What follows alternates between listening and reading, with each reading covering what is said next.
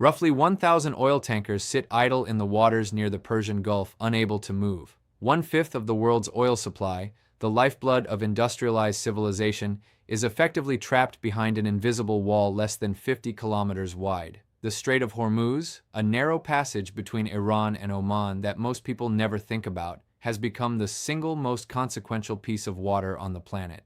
And here's the paradox at the center of this crisis. The United States, which possesses the most powerful navy in human history, launched a war it says it has already won, yet cannot get a single commercial tanker safely through this corridor. Now Washington is asking the very allies it sidelined before the conflict to send their warships and help fix the problem. The answer so far has been a resounding and diplomatically painful no. On March 16, 2026, as the U.S.-Israeli war against Iran entered its 17th day, President Donald Trump escalated his public campaign to pressure foreign nations into forming a naval coalition to secure the Strait of Hormuz. In an interview with the Financial Times and a series of posts on his Truth Social platform, Trump called on China, France, Japan, South Korea, the United Kingdom, and others to send warships to the strait, warning that failure to do so would have dire consequences for NATO and for the planned summit with Chinese leader Xi Jinping. His exact words, according to the Financial Times, if the response is negative, it will be very bad for the future of NATO. The response was swift and largely negative.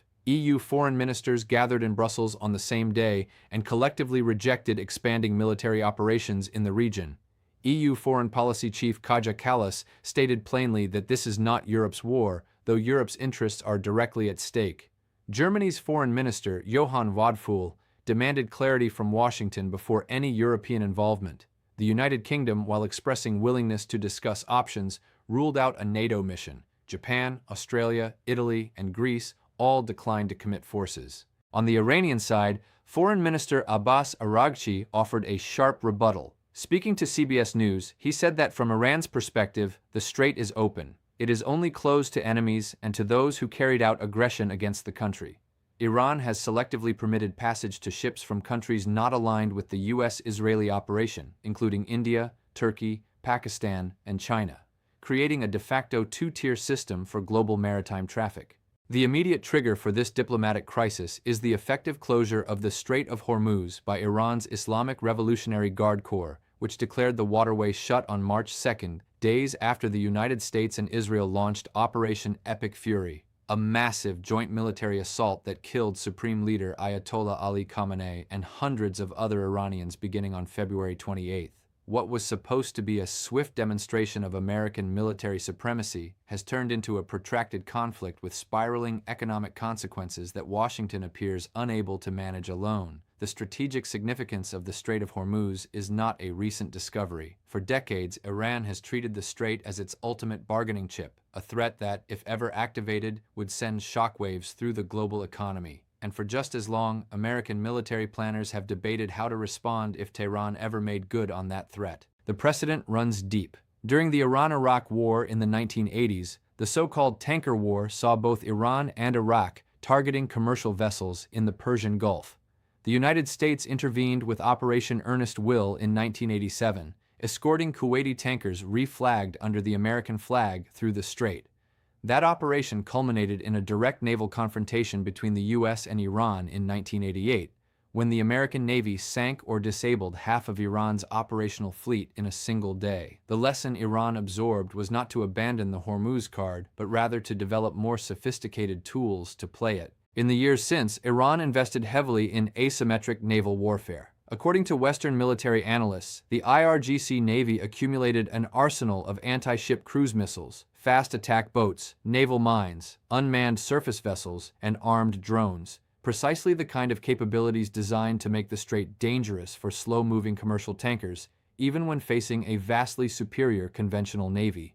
The Congressional Research Service, in a March 11, 2026 report to Congress, noted that while there was broad consensus among analysts that the U.S. military could eventually counter Iran's forces and restore shipping, such an effort would take days, weeks, or perhaps months depending on the form of Iran's disruption. The path to the current war traced through a rapid escalation, failed nuclear talks in Geneva, a 12-day air conflict between Israel and Iran in June 2025, and months of rising tensions preceded the February 28 assault. In the days before the attack, according to multiple reports, Iran tripled its oil exports in an apparent effort to build reserves, and war risk insurance premiums for transit through the strait nearly quadrupled. Diplomatic channels between Washington and Tehran collapsed just days before the assault, despite Iran's foreign minister publicly stating that a historic agreement was within reach. The decision to launch the operation was made without consulting European allies, a fact that multiple governments have since highlighted with undisguised frustration. Germany's government spokesperson reminded reporters on March 16 that Washington explicitly stated at the start of the war that European assistance was neither necessary nor desired. That statement now carries considerable irony. The geopolitical chessboard around the Strait of Hormuz in March 2026 involves an unusually large number of actors with diverging and often contradictory interests. The United States entered the conflict with stated objectives that included dismantling Iran's missile capabilities, degrading its ability to arm proxy groups, destroying its naval assets, and ensuring it could never obtain nuclear weapons. According to U.S. Ambassador to the United Nations Mike Waltz, the initial operation achieved what he called a dominant victory. Yet the closure of Hormuz has undermined the narrative of a clean, fast war. The Trump administration now faces rising oil prices, domestic political pressure, 13 dead service members, over 200 wounded across 7 countries, and allies who feel no obligation to assist in a conflict they neither endorsed nor were consulted about. Trump's insistence that the war is already won while simultaneously begging for naval reinforcements has created a credibility problem that analysts across the political spectrum have noted. Iran, despite absorbing devastating strikes that killed its supreme leader and an estimated 1,400 people according to figures cited by Iran's UN ambassador, has demonstrated a capacity for strategic resilience that caught parts of the U.S. national security establishment off guard. According to CNN, citing multiple sources, the Pentagon and National Security Council significantly underestimated Iran's willingness to close the Strait of Hormuz. The IRGC's selective reopening of the strait, allowing friendly nations to pass while blocking Western-aligned shipping, has given Tehran a diplomatic lever that is proving remarkably effective. Iran's new leadership under Mojtaba Khamenei, despite reports of injuries, has shown no signs of capitulation. Israel, operating under the codename Operation Roaring Lion, has indicated through military officials that strikes on Iranian targets will continue for at least 3 more weeks. Israel's interests are distinct from those of the United States. The dismantlement of Iran's nuclear program and the permanent degradation of its military capabilities represent existential security priorities for Tel Aviv. Israel is more accustomed to sustained military campaigns and appears less concerned about the economic fallout from the Hormuz closure, since it does not depend on Gulf oil transiting the strait. The European Union finds itself in an agonizing position.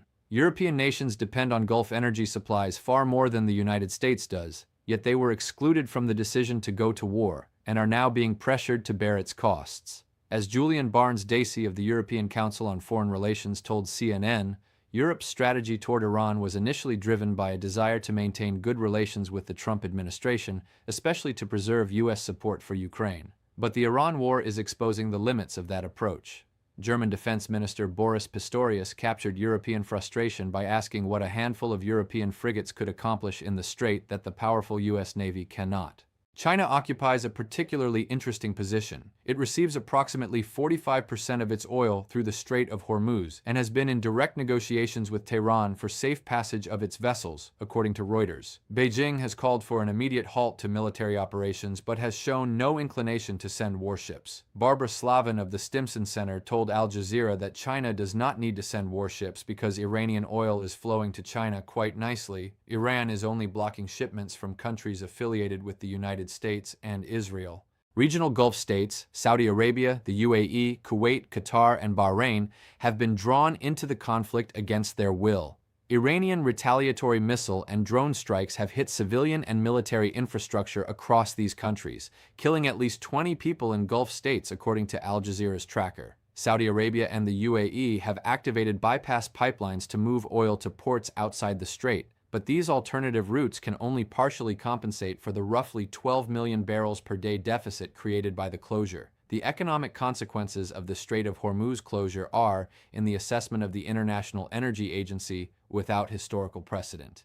The IEA's March 2026 oil market report described the situation as the largest supply disruption in the history of the global oil market. The numbers are staggering, Before the war, approximately 20 million barrels per day of crude and petroleum products flowed through the strait. That figure has dropped to what the IEA calls a trickle. Gulf oil producers have been forced to cut total production by at least 10 million barrels per day simply because their crude has nowhere to go. Storage facilities are filling up and tankers cannot load. Oil prices tell the story in real time.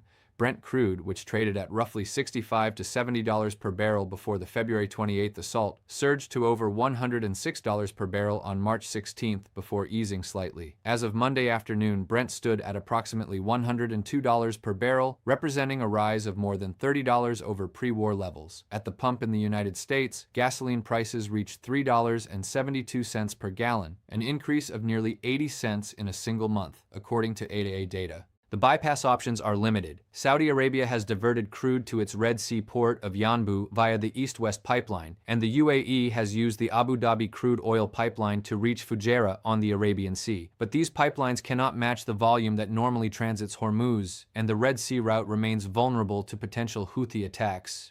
Oman's deepwater ports, which could theoretically serve as alternative loading points, have themselves been targeted by drone strikes, with fuel storage infrastructure at the port of Duqm damaged. Beyond oil, the disruption is cascading through other sectors. The IEA noted that plunging supplies of liquefied petroleum gas and naphtha are forcing petrochemical plants to reduce production, while widespread flight cancellations across the Middle East are reducing jet fuel demand. LPG supplies for cooking and heating in India and East Africa are at risk. The agency revised its forecast for global oil demand growth in 2026 downward by 210,000 barrels per day. Edward Fishman of the Council on Foreign Relations pointed out a critical structural problem. The Trump administration did not consult the allies who are most dependent on Gulf oil before launching a war that disrupted their supplies. European and Asian nations may now expect concessions from Washington in return for any assistance. The analytical community is deeply divided on how this crisis will resolve, but most experts agree on one point. The situation is more complex than either the Trump administration or its critics have acknowledged. On the military front, Carter, a defense analyst speaking to the BBC, warned that the IRGC possesses everything from shore-based missiles and drones to armed speedboats, unmanned surface vessels, and naval mines. Western navies, he said, have not prioritized mine-clearing capacity in recent years, making escort operations through the strait particularly challenging. U.S. Energy Secretary Chris Wright acknowledged this reality when he told CNBC that the Navy is simply not ready to conduct escort operations, though he suggested that capability could be in place by the end of March. Linda Robinson, a senior fellow at the Council on Foreign Relations, cautioned early in the conflict that killing Khamenei does not equal regime change, noting that the IRGC is the regime, suggesting that the institutional infrastructure of the Islamic Republic may prove more durable than Washington anticipated. Roger Shanahan, a Middle East security analyst, told Al Jazeera that it is unlikely U.S. allies will participate in securing the strait because most of them opposed this war to begin with, making them less inclined to provide support. He also noted a practical obstacle. Even willing navies would need significant time to deploy vessels to the region. Among more optimistic assessments, U.S. administration officials have maintained that the conflict could end within weeks. Secretary of Energy Chris Wright told ABC News that he believed the conflict would certainly come to an end in the next few weeks, perhaps sooner. But this timeline has been shifting since the war began, and Israel's military has indicated the operation could last at least 3 more weeks, a discrepancy that has not gone unnoticed. Some analysts see the Hormuz closure as ultimately self-defeating for Iran. Without oil revenue, the regime's ability to sustain itself and finance reconstruction will erode rapidly. The U.S. strikes on Karg Island, Iran's primary oil export hub, over the past weekend may have been designed to accelerate this pressure. However, other experts warn that an Iranian regime fighting for survival could escalate further, potentially sabotaging its own oil infrastructure rather than allowing it to fall into American hands, a scenario that would deepen the global energy crisis. EU Foreign Policy Chief Kaja Kallas offered a different diplomatic framework, suggesting the replication of the Black Sea Initiative that allowed grain exports from Ukraine during the Russia conflict. Whether such a model could work in the Persian Gulf, given the active hostilities, remains an open question. Denmark's Foreign Minister Lars Løkke Rasmussen urged a pragmatic approach, arguing that Europe must face the world as it is, not as it wants it to be, acknowledging that purely principled refusal to engage may not be sustainable if the energy crisis deepens. The reverberations of the Strait of Hormuz crisis are being felt on every continent, and the longer the closure persists, the deeper the economic and political disruptions will become. In Asia, the impact is severe. China, Japan, South Korea, and India collectively depend on the strait for massive volumes of crude oil and liquefied natural gas. India has negotiated limited passage rights for some vessels, with External Affairs Minister S. Jaishankar confirming that bilateral talks yielded 2 Indian-flagged gas tankers safe transit. China is pursuing similar bilateral arrangements. Japan, constrained by constitutional limits on overseas military deployments, has not committed forces, though Prime Minister Sanae Takaichi's visit to the White House later this week will make the strait a central topic. The crisis has exposed a fundamental vulnerability in Asian energy security that decades of diversification efforts have failed to fully address. In Europe, the economic damage is compounding an already difficult situation. Higher energy prices threaten to reignite inflation at a moment when European economies are grappling with the costs of supporting Ukraine and accelerating defense spending. Kaja Kallas noted pointedly that the Hormuz closure benefits Russia, whose energy revenues, and thus its ability to finance the war in Ukraine, rise with every dollar added to the barrel price. The crisis has also deepened transatlantic tensions at a moment when European leaders were trying to preserve the alliance framework, despite growing friction with Washington on trade, defense spending, and foreign policy. The Middle East itself is in upheaval beyond the direct combatants. Lebanon has been drawn back into conflict, with Israeli strikes killing over 800 people there since the war began. Hezbollah has exchanged fire with Israel in retaliation for Khamenei's death. Gulf states that host American military bases have become targets of Iranian retaliation, straining relationships that were already complicated. Kuwait, Bahrain, the UAE, Qatar, and Saudi Arabia have all experienced strikes on their territory, a development that has generated anger directed at both Iran and the United States. Financial markets have reacted accordingly. Wall Street indices closed lower for 3 consecutive weeks, with the Dow Jones and S&P 500 both declining. The combination of rising energy costs, supply chain disruptions, and geopolitical uncertainty has created conditions that economists warn could tip the global economy into recession if the crisis is prolonged. Several critical dates and developments will shape the trajectory of this crisis in the coming days and weeks. First, watch for any formal announcements regarding countries willing to participate in a naval coalition. Trump said on March 16 that Secretary of State Marco Rubio would soon announce partner nations, though no public commitments have materialized. Any concrete pledges, particularly from Asian nations with direct energy stakes, would signal a shift in the diplomatic landscape. Second, Japanese Prime Minister Sanae Takaichi's visit to the White House on Thursday could prove pivotal. Japan, as a major Gulf oil importer, faces enormous pressure to engage, but its constitutional constraints on military deployments make any commitment politically explosive domestically. Third, monitor the status of U.S. naval escort capabilities. Energy Secretary Chris Wright indicated the Navy could potentially begin escorting commercial vessels through the strait by the end of March. Any successful escort operation would be a significant development. Any failed attempt could dramatically escalate the crisis. Fourth, the fate of Iran's enriched uranium stockpile remains unresolved. Despite claims of having destroyed nuclear facilities, the question of whether Iran retains sufficient material for a weapon is one that could determine whether the conflict escalates further or finds a path to de-escalation. Fifth, track oil prices and strategic petroleum reserve releases. If Brent crude sustains levels above $100 per barrel for an extended period, consumer nations may coordinate emergency stock drawdowns. The IEA reported that global observed inventories currently stand at over 8 billion barrels, substantial but not infinite. Finally, watch Iran's selective passage policy. Each country that negotiates individual transit rights with Tehran weakens the case for a military coalition and strengthens Iran's diplomatic position.